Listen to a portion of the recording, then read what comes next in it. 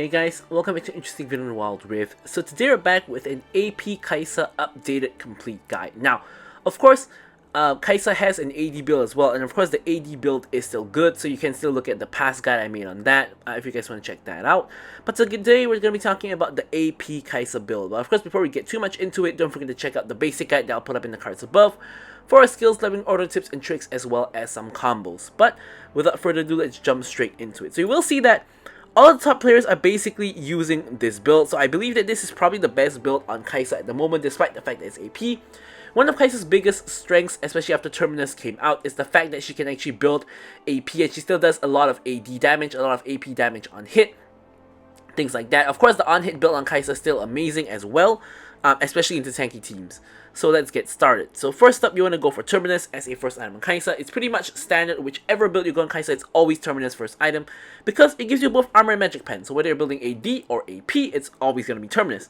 You get the AD, the attack speed, the on-hit magic damage, as well as of course the stacking, armor and magic resist, which is very useful in 1v1s. And of course the stacking, armor and magic penetration as well, which is again just very useful in 1v1s or in team fights for that matter. Then you want to go into boots, and of course for boots you want to get Gluttonous Greaves. Kai'Sa does mixed damage, and you will do some true damage later on with the Riftmaker, so Omnivamp here is really good. And then we have Nash's Tooth, which gives you the attack speed and the AP, as well as of course giving you on-hit magic damage once again. However, at this point, seeing as you have 40 AD from here and 35 AD from here, this is going to be an AD item at the beginning. However, when you get the next item, Riftmaker, which is going to give you 80 AP, as my game is starting to lag out here, it's going to give you 80 AP, then it's going to convert the Nash's Tooth into an AP item itself. Alright, so as I was saying, it gives you 80 AP. Of course, it gives you the Omnivamp as well, which again adds to your Omnivamp you already have from here. And of course, it's also going to give you the true damage from the Void Corruption passive. So overall, just a very good item, really good stats. Omnivamp and true damage, just amazing. And then, of course, the main change here is the addition of Horizon Focus. Now, with Kai'Sa, you don't really need a death cap so early. You can go for death cap last item because honestly, the utility from the other items are just better. So you want to go for Horizon Focus. Again, gives you more ability power, magic pen, as well as ability haste. Although at this point the magic pen doesn't actually matter anymore because you have a cap on magic pen at 40%, so this will already max you out in terms of magic pen. So here, when you damage a unit from 600 units away, it's gonna reveal them and increase their damage to them by 9%. Now the 9% damage increase is huge because basically if you ever hit a W long range on Kai'Sa, you're gonna get that damage bonus. You can ult in and basically one shot whoever it is that you actually hit. And then as a last item, Death Cap for that boost in AP. So for the runes, you still want to go for Lethal Tempo. You still are an ADC that auto attacks a lot, and you can just play front to back, or you should be playing front to back a lot of the times, and just auto attack people down. Brutal, of course, because you auto attack a lot. Giant Slayer gives you the most value here, and here we're going for the Alacrity because you already have Omnivamp from 2 items, so having attack speed here is going to be really good. Of course, you also have quite a bit of attack speed early game, but I like going for attack speed personally. You can go for Bloodline if you prefer. And of course, finally, we have Bone Plating to, of course, give you that extra defensive capabilities. And on Kai'Sa, I always take Flash together with Exhaust. I think Exhaust is pretty crucial for the 1v1. But as you guys saw here, the top 2 players are actually going for Ghost. So Ghost is viable as well, but I just personally don't recommend it, and I don't rate Ghost too highly on Kai'Sa. But with all that said, let's move on to talking about her gameplay. Okay, so let's hop into the gameplay itself. Of course, as usual, guys, don't forget to like, comment, and subscribe. Any questions, queries, or remarks, feel free to leave them in the comments below, and of course be sure to address them. So, I've been loving playing this AP Kai'Sa build, tried it out a number of times, and I really like it a lot. I do think that AP Kai'Sa, at a certain point, maybe 6 months plus ago, basically has been the best way to play Kai'Sa. So here, we have a Blitzcrank support into a Nautilus. They basically hook each other at this point, but Nautilus has First Strike for some reason, so he takes a ton of damage, taking my isolated Q as well as a number of autos. I still have my Lethal Tempo fully stacked. Now Zeri has Conqueror fully stacked, so I'm trying to maintain my Lethal Tempo stack. She's trying to maintain the Conqueror stacks, and we're trading autos.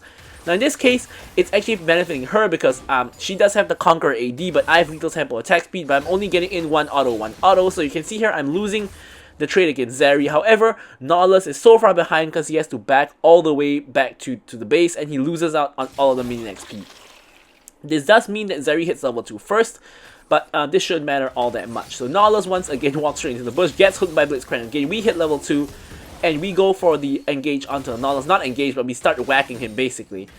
He takes a ton of damage, gets ignited by Blitzcrank as well. Pretty much is put back into the exact same situation again. So this time, he's actually going to take the fruit and going to stick around. But yeah, this Nautilus is very squishy. So far, all he has contributed to the lane is getting hit for 75% of his health multiple times. Blitzcrank does not hit the hook this time, so Nautilus finally gets a little bit of a reprieve. And Zeri is now trying her best to basically lane 1v2 for a large portion of the time. And here we actually get the heal as well, which puts us to a very, very healthy state. And yeah, so we of course don't want to push the lane. We wait for the minions to crash. Almost get the hook on Nautilus again. Nautilus gets knocked up. We're running him down. Nautilus goes back in with the hook for some reason. I'm just gonna flash forward for the last auto to get the first blood and just walk out. Yeah, I'm not sure why Nautilus hooked himself back in there. It was a complete int on his part. So here we're actually backing right at the edge of the bush, because just in case Zeri decides to step up for some reason, she's going to get hooked by Blitzcrank. Doesn't happen, of course, so in this case we're just going to back all the way, picking up the BF sword as well as the dagger. Of course, the BF sword early AD is going to be very useful in the lane. And we already have a 500 gold lead over Zeri. Honestly, it's kind of not really the Zeri's fault. If I was the Zeri, I'd be pretty depressed here, because basically I'm getting inted non-stop by my support, and all I can really do is try to farm and you know, just don't int myself. So the wave is not at a very good position for us. It's kind of stuck outside the enemy tower. So ideally we want to push in. However, seeing as Zeri is pushing the wave herself, the wave is gonna actually push into us because Zeri is hard pushing.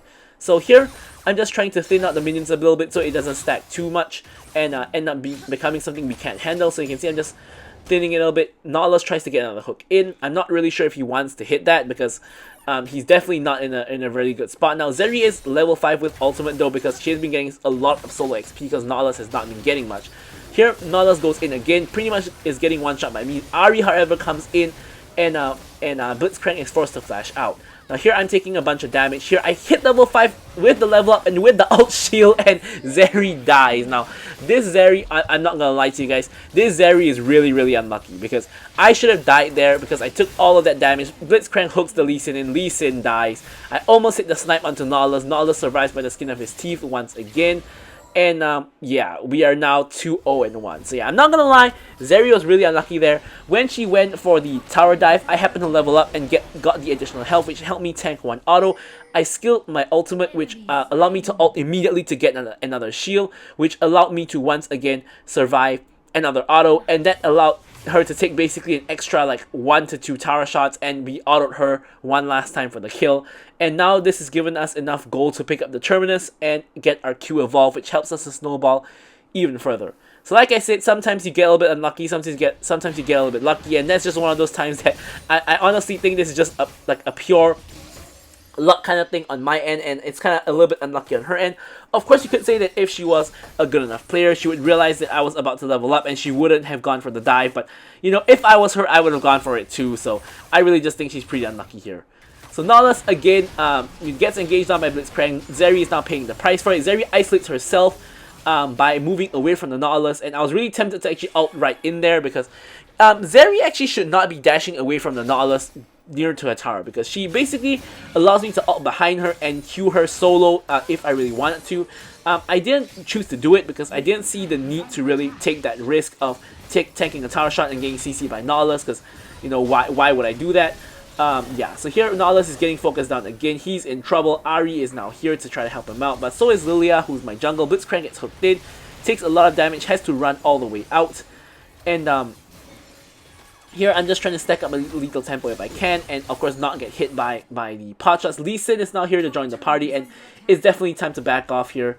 Lilia is going for the jungle. We can see that the Blitzcrank, sorry, not the Blitzcrank, Nautilus is backing, so I'm gonna just interrupt his back with a W. Lee Sin tries to put a ward here, but we're gonna work as a team to destroy it. Now Lee Sin puts another ward down. But honestly, if Lee Sin tries to even come in here for the steal, even if he gets or doesn't get the steal, he's gonna die. So he chooses the right decision, which is to walk away and to go for the Herald instead, perhaps. And here we're just gonna clear out the wave just because we have our Q, which is gonna instantly clear the wave. Now here we're waiting to see if Blitzcrank can land a hook. The answer is no, so we're gonna complete our back. and pick up the Gluttonous Greaves. Obviously, it's a pretty decent power spike with the boots. But now something very interesting that I found is that my Yasuo and my Nasus did not buy boots first item. They actually rushed the first item as well, which I think is pretty strange because on pretty much almost any champion except maybe some Heartsteel champions and like Kai'Sa, you generally always want to rush boots first because boots is one of the most gold efficient items you can get. So here removing Nautilus first strike again. Unfortunately, Hook does not hit. However, we are still stacking up our lethal tempo really well. Now Zeri isolates herself once again. This time we're going to actually take the opportunity to ult in and just kill her. So that's pretty much what we could have done just now, but we just didn't actually do it. Blitzcrank picks up the kill on the Nautilus. Yeah. So Blitzcrank 3-0-3, I'm 3-0-2. You know, we're both incredibly fed. Of course, Blitzcrank being very fed is generally not a problem for the enemy team because Blitzcrank is not really the tankiest of chaps, and also he doesn't really buy any kind of damage items. So here I'm actually getting some solo tower plate. I get a solo tower plate there, another one here, and yeah, I'm just trying to get some solo tower plates if I can, because of course getting the 150 gold into the pocket is really sweet. So here we get another 150 gold, so 450 gold already for me. Of course we can't finish the tower, so here we're just going to back off. Of course, despite the fact we just got 450 gold, we don't exactly have enough gold to complete our second item, so we're sticking around a little bit. Nautilus gets hooked in again. I'm getting into position. Unfortunately, I missed the W. I hit the Zeri instead. Zeri now goes in on me. I exhaust her. She's dashing in on me. She exhausts me as well. Now here I know I'm going to die. I'm trying to trade onto the Nautilus, who I realize is the lower HP target. Doesn't quite happen, and Nautilus is surviving on 1 HP. Now, Yasuo is not being very useful. Misses the Nautilus again. And yeah, it's kind of ugly, that one. So Zeri finally gets a kill onto me, gets the shutdown as well. And yeah, that situation totally does not work out for my team, unfortunately. So we do end up going down. We pick up the recurve bow as we are walking out of base. And yeah, so here Zeri is trying to get tower plates. She does actually get a lot of the tower plates, which is not very good for us. She's getting back into the game, but she's getting picked off by the Lilia. We try to get the snipe there for either the KS or the assist, depending on how you want to see it. Actually, also depending on if we get the last hit. So here we pop the toolkit. We get the actual power up to make us bigger, do increased damage. Now here Lee Sin goes in onto Lilia, gets the kill on her. Ahri is now here. I flashed because I thought that she was gonna actually charm me, but she actually auto-targeted the charm to the Blitzcrank, I think, and Blitzcrank gets charmed instead, so I didn't actually even need to flash there. But yeah, so here, wave crashing into the tower. Crashing wave generally not a problem for Kai'Sa. You can see that with 1 Q you generally can clear the wave automatically. Here I try to cancel Blitzcrank. The Nautilus is back, but Nautilus basically just cancels himself.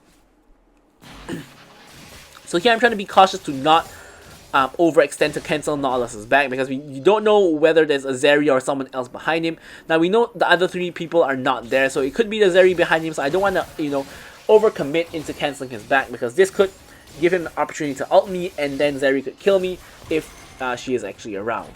So here, Nautilus gets caught again by the Blitzcrank. Unfortunately, I do miss my ulti. Here, Zeri gets isolated and basically just dies. I'm going to ult into a position to make sure Nautilus does not get away. And we get the kill on him. And the bounty on him has been reset because he has actually gotten the kill. So that's even better. We destroy the tower with the help of the Lilia as well. And we are incredibly fed here. So here, we don't actually need to back because the bot lane is dead. We can just continue on farming over here and pick up this wave. And my whole team is here, so I'm not really too scared. However, I do want to reset and complete my item before Dragon spawns, which is why I'm backing. Pretty much ignoring that fight that happened there. So here I get my Nashor's Tooth, and I get my Evolve as well on my E. I don't see a reason to cancel my recall to start attacking Garen, because Garen's not going to die all that easily. However, now he is kind of just trying to run into my team, which I don't think is the best idea. He gets hooked in, has to flash out here. Nautilus, I'm not sure what he's doing there. Eats a bunch of damage as well. Des gets a pretty good ult onto 4 people. However, he's not going to survive. I believe nice gargoyles by him actually. He survives. And here I'm trying to finish off Garen. I believe I get him. I get the Ahri as well. However, unfortunately, Zeri has been free hitting on me as I've been killing her teammates. So Zeri actually picks up the kill in the end. So all 4 of us die. With Lee Sin and Zeri being able to take the dragon. My Nasus in the meanwhile, my 1-0-0 Nasus, focusing purely on split pushing, gets another tower. You can see based on Nasus's gold, he's like at almost 9k gold here. He's basically just been farming up in top and just getting towers. He has a 2k gold lead over the Garen just purely from farming and getting towers, I guess. and he's now going to do the same at bot. So he takes the portal to bot, and he's going for the huge bot wave. Yeah. So, honestly, with this kind of Nasus behavior, I'm kind of fine with it, so long as he, at some point, comes to help us in the team fight. Because what's the point of getting so fed and so tanky if you're just going to split push the whole match and never actually help your team? I guess you could say you are helping your team by split pushing, but I would argue that at some point, especially Nasus is not exactly a horrible team fighter. He can catch someone out with the Wither, he can just tank up some damage and deal the damage as well, especially since he has Ghost on Nasus, so he can run people down. So I do think he needs to come and help us at some point in time, which hopefully is what happens. But you know, of course we can't control our teammates, so we'll have to see what happens here. So here the Garen, is kind of hardcore pushing in. I don't really want to chase him, I actually just want the minions, but Lilia actually hits the E and the sleep onto him, so at this point I have to commit into killing the Garen. If not, Lilia would have basically just wasted all her cooldown, so we punish Garen for his overextension. Although me and Lilia both had to ult for that, so I'm not sure how worth it that is. But with Baron spawning, we could convert it to something more, possibly. So, you know, Nasus is pushing the opposite side of the map, and the enemy team should be forced to respond to him sooner or later. However, we actually find catch onto the Zeri. Here, Zeri's isolated, and we basically just one-shot her with the isolated Q as well as the W to proc the passive. And yeah, so now Zeri is dead as well. Ahri is also dead. It is pretty good time to pick up a Baron, you know, if we can. And Nasus is still continuing on with his split push. So the enemy team is gonna lose some towers unless they decide to stop him. But I'm not sure why my team is not going to Baron. I'm not sure why I'm not going to Baron. That's probably what we should be doing. But instead, we're kind of trolling around, farming the enemy jungle instead. And yeah, here Blitzcrank tries to go in for a play. Doesn't quite work out. Nautilus takes a lot of free damage, and we are going to end up killing him. Lee Sin tries to go in, kicks the Blitzcrank to safety, not quite able to have the damage to kill him. And now a 5-man stack is all just attacking the tower. Blitzcrank gets the hook onto the Zeri, does die for it, but trades for the Zeri, which is definitely a good deal. Overall, in the grand scheme of things, it's actually a 2-for-2 trade, because both Yasuo and Blitzcrank died. Whereas on the other end, on the enemy team, we of course have the bot lane dying. Now here I accidentally reset the Gromp, but yeah, we are able to get it eventually. Now here, I'm backing to complete the Riftmaker. So here we complete the Riftmaker. We get the W evolve, so all 3 evolves acquired at this point. Of course, pretty huge spike for me. You can see in terms of gold, I'm at like 12k. At this point, Nasus is barely behind me, and Lee Sin also barely behind me, so still a very kind of competitive match. The enemy team is not doing that horrible. Lee Sin's actually, you know, really fed. And of course, on the side of Garen, Ahri, and Zeri, they're not doing horribly behind, so it's a very competitive game. Overall, just a 3k goal lead from my team. Nothing too insurmountable for the enemy team. Ahri now has a crown, so can't really get hooked by Blitzcrank.